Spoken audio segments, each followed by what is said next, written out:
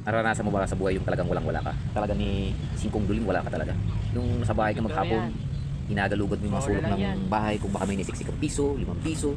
Talagang walang-wala ka talaga kahit pambili ng asin o kuspuro, talagang walang. Lalabas ka ng bahay, ultimo doon sa may labas sa may lupa.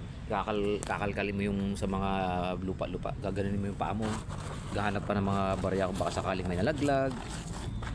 Ganun napakahalaga kahit na piso man lang talagang hinahanap mo, sir, kasi napaka-importante. Iikot ka sa likod ng bahay, dadapot ka ng mga bote ng bilog, bote ng lapad o mga kalakal-kalakal, yung mga bakal-bakal na nakatabi dyan, o kahit na kapiraso ng maliliit na tanso tinatabi mo, ipon-ipon.